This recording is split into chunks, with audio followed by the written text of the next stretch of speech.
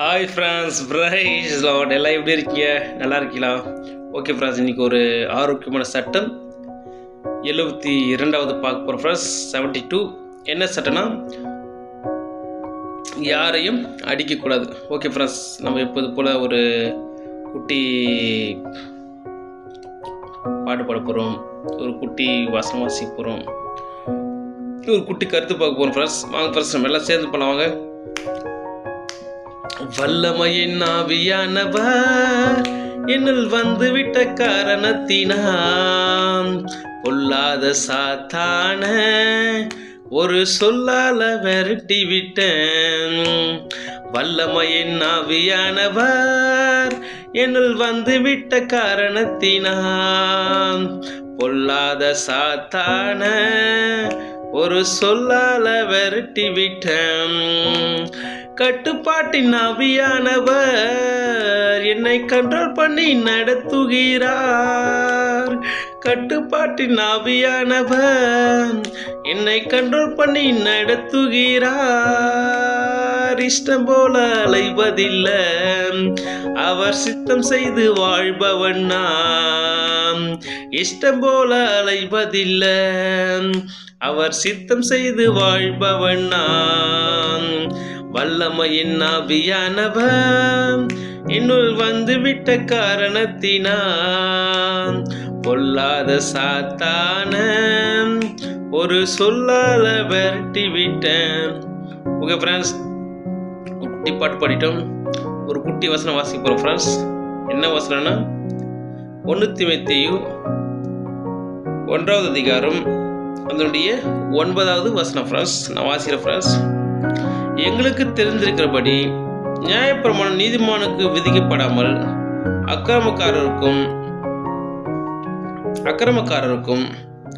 அடங்காதவர்களுக்கும் பக்தி இல்லாதவர்களுக்கும் பாவிகளுக்கும் அசுத்தருக்கும் சீர்கெட்டவர்களுக்கும் தாய் தகப்பன்மாரை அடிக்கிறவர்களுக்கும் கொலை பாதகருக்கும் வேசிக்கல்லருக்கும் ஆண்புணர்ச்சிக்காரருக்கும் மனுஷரை திருடுகிறவர்களுக்கும் பொய்யரும் பொய்யான இடர்களுக்கும் நித்தியானந்த தேவனுடைய மகிமையான சுவிசேஷத்தின்படி எனக்கு ஒப்புவிக்கப்பட்டிருக்கிற ஆரோக்கியமான உபதேசத்துக்கு எதிரடியாக இருக்கிற மற்ற எந்த செய்கைக்கும் விரோதமாக விதிக்கப்பட்டிருக்குது. ஓகே ஃப்ரெண்ட்ஸ், ஒரு அருமையான வசனம். அது நியாயப்பிரமாணம் யாருக்கு கொடுக்கப்பட்டது சொல்லிட்டு இந்த பட்டியல் பவுல் சொல்கிறார் ஃப்ரெண்ட்ஸ். நியாயப்பிரமாணம் இப்போ வாசித்தபடி அவங்களுக்கு தான் நியாயப்பிரமாணம் கொடுக்கப்படும். எதுக்குன்னா அதுலேருந்து மனம் திரும்பணும், அதை அந்த அந்த தீய குணத்தெல்லாம் வெறுத்துட்டு நல்லதை பின்பற்றணும் சொல்லிட்டு கடவுள் பிதாவாகிய தேவன் இயேசப்பா பரிசுத்தாவின் மூலமாக நமக்கு இந்த வேதத்தை பரிசுத்தவான் மூலமாக எழுதி நம்முடைய மனுக்குலத்திற்கு கொடுக்கப்பட்டிருக்கு ஃப்ரெண்ட்ஸ். ஓகே ஃப்ரெண்ட்ஸ், இதில் தான் ஒரு தாட்ஸ் வருதுன்னா, தாய் தகப்பன் மாதிரி அடிக்கிறவர்களுக்கும் இன்னைக்கு என்ன தாட்ஸ்னா ஃப்ரெண்ட்ஸ், யாரையும் அடிக்கக்கூடாது. நீ தாட்ஸ்னா யாரையும் அடிக்கக்கூடாது. ஓகே ஃப்ரெண்ட்ஸ், 72வது தாட்ஸ், 72வது சட்டம், யாரையும் அடிக்கக்கூடாது. ஓகே ஃப்ரெண்ட்ஸ், இதுதான் இந்த வசனம். இந்த வசனத்தோட கருத்து என்ன ஃப்ரெண்ட்ஸ், நமக்கு எல்லாம் தெரியும், இதில் எவ்வளோ புதுசில் யாரும் அடிக்கக்கூடாது. ஓகே ஃப்ரெண்ட்ஸ், இதுலேருந்து நான் கொஞ்சம் ஒரு சின்ன தாட்ஸும் கூட ஷேர் பண்ண விரும்புகிறேன் ஃப்ரெண்ட்ஸ். என்னென்னா, நம்மள அநேகர் பார்த்தீங்கன்னா பிள்ளைகளை போட்டு அளவுக்கு மிஞ்சி அடிக்கிறது, கொடுமைப்படுத்துறது. சில பேர் கணவன்மார்களை அவங்க மனைவியை போட்டு அடித்து கொடுமைப்படுத்துறது, துன்புறுத்துறது. சில பேர் பெற்றோர் பிள்ளைகள் தான் பண்ணுறாங்க, பெற்றோர் அடித்து அவங்கள பார்த்தீங்கன்னா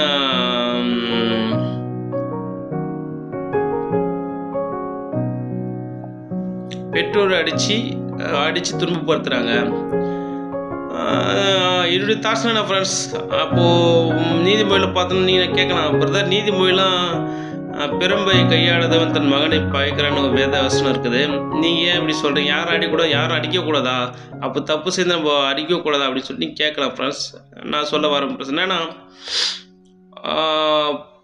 சிறு பிள்ளைகள் நம்ம அடித்து நம்ம வளர்க்கலாம் ஃப்ரெண்ட்ஸ். எப்படின்னா, எத்தனை வயசுனா ஒரு 3 வயசுலேருந்து ஒரு 12 வயசு வரலையும் இருக்கிற பிள்ளைகளை, அந்த 12 டீனேஜ் தொடாத பிள்ளைங்களை நம்ம அடித்து வளர்க்கணும் ஃப்ரெண்ட்ஸ். ஏன்னா மதியினை ஒட்டி இருக்குன்னு சொல்லிட்டு வசனம் இருக்குது. பிரம்பை அது கையாளும் போது பிள்ளைகள் வந்து ஒழுங்காக வளரும் அப்படின்னு சொல்லிட்டு சில வசனங்கள்லாம் இருக்குது ஃப்ரெண்ட்ஸ். அதனால் நம்ம வந்து பிள்ளைகளை அடித்து வளர்க்கலாம். எப்போனா 12 வயசு வரலையும் தான். அதுக்கப்புறம் நம்ம 13 வயசு ஆகும்போது பிள்ளைங்க வந்து டீனேஜ் வரும்போது பிள்ளைகளை நம்ம அடிக்கூடாது ஃப்ரெண்ட்ஸ். அவங்களுக்கு வந்து அந்த மெச்சூரிட்டி வந்துடும். அவங்களுக்கு பார்த்தோன்னா அவங்களுக்கு வந்து நம்ம என்ன பண்ணணும், அவங்களுக்கு சொல்லி கொடுக்கணும், சொல்லி புரிய வைக்கணும் ஃப்ரெண்ட்ஸ். அதனால் சின்ன பிள்ளைகளை போட்டு அளவுக்கு அதாவது 12 வயசுக்கு மேலே டீனேஜ் பிள்ளைகளை அளவுக்கு மீறி நம்ம அடிக்கக்கூடாது ஃப்ரெண்ட்ஸ்.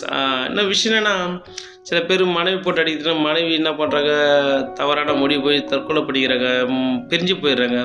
பிள்ளைகளை அளவுக்கு மீறி அடிக்கிறதுனால பிள்ளைகள் என்ன பண்ணுறாங்க, மனன் வந்து தற்கொலை பண்ணிக்கிறாங்க. சில பிள்ளைகள் என்ன பண்ணுறாங்க, தகப்பன தாய் ஒன்று வீட்டை விட்டுட்டு ஓடி போயிடுறாங்க.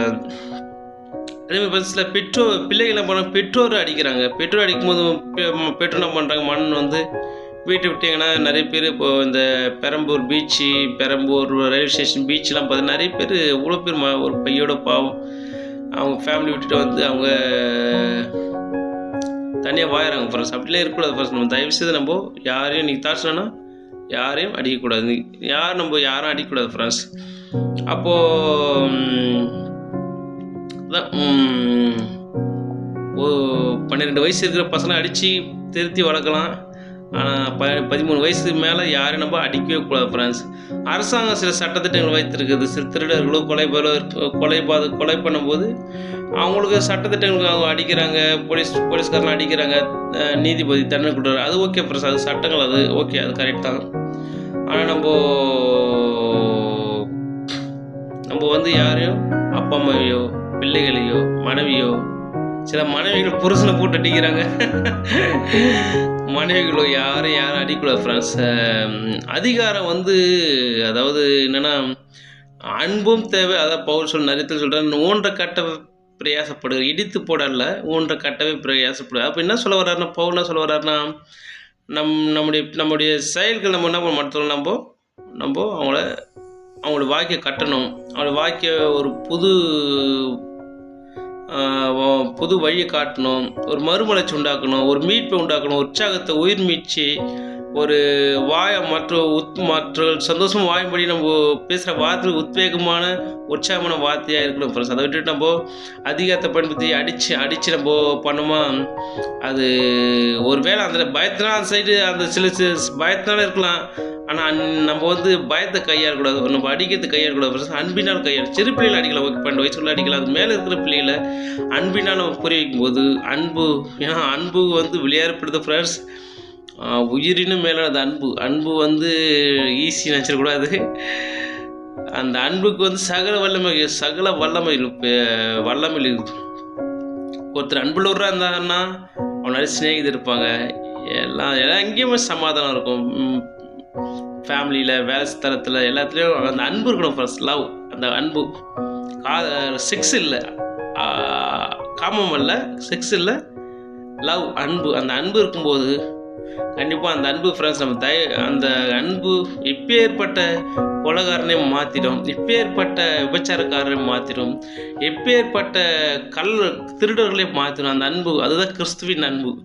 நம்ம அப்படியே அன்புள்ளவர்களாக மாறணும் ஃப்ரெண்ட்ஸ். அப்போ ஏசப்பா பார்த்தீங்கன்னா